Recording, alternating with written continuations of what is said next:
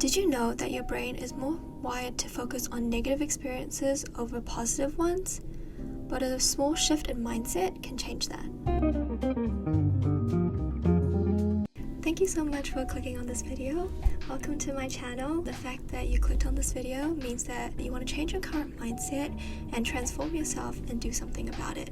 If this video was shared to you, I want you to know that that person really cares for you and loves you and wants to share something that helped them help you too.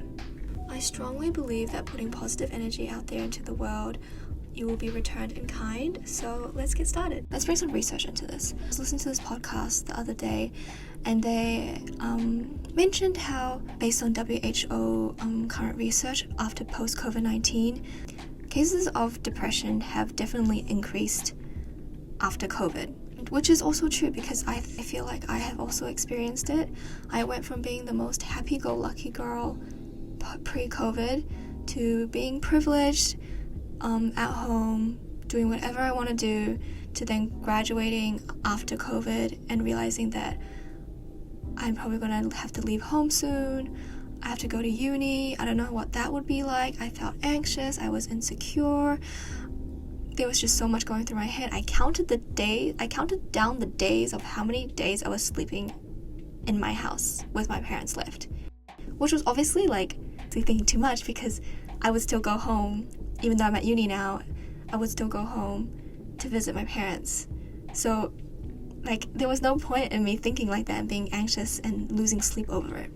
Something else that I also heard is that biological behavior is not wired to be happy. Isn't that so interesting? Our biological behavior is wired for survival, right? So the fact that we're not wired to be happy or positive says something. We were born to be constantly driven by fear and anxiousness to push ourselves to continue surviving. Because you don't really need happiness to survive if you're out there in the wild trying to keep yourself alive, keep your family alive, right? You can't just be casually sitting under a tree thinking about life. You'd be thinking about, how do I avoid this predator that's currently about to pounce on me?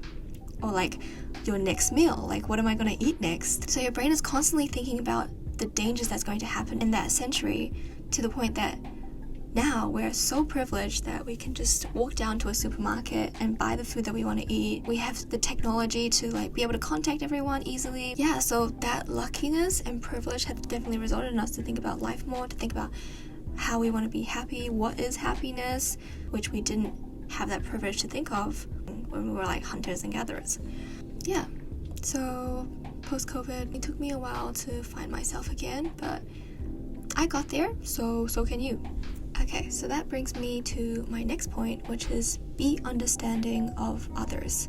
So everyone has their hardships. Everyone experiences life differently. So be understanding of that and don't let it influence you too much. My favorite thing that I recently found, podcast now, called Mel Robbins. It's her Let Them theory.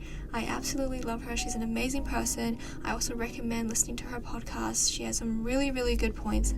But yeah, after listening and reading about her theory, I realized that is actually what I use since I was a child. But I didn't call it the Let Them theory. I just thought I couldn't care less about other people, and I thought that was a problem. I thought that me not caring about other people was a problem and an issue that I should have fixed, until Mel Robbins' theory of Let Them really helped me basically process that. It was the perfect 2 words that described my way of living, and which has also resulted in me being slightly happier than my peers, is that I would just let them do their thing, right? I see my friends on social media hanging out, but they didn't invite me. Let them. I let them. Maybe because I was busy, I couldn't have time, and they knew that, so they didn't invite me. So I let them have fun. I let them post. This is something that I want you guys to know. Majority of people that you hang out with don't have bad intentions, especially family and close friends. No one has bad intentions. Be understanding of them. Sometimes people do things based on the experience that they have experienced, and you don't know what they've gone through. I don't know what some of my friends have gone through. I don't know them well enough to know that maybe when they were 5, something happened which influenced them to think like that and do actions like that. just be understanding. Don't let what they do influence you and your mood. Live your life. Okay, now that brings me on to my third point, which is forgiving is forgetting. So, theory where when you have forgiven, you have forgotten about it.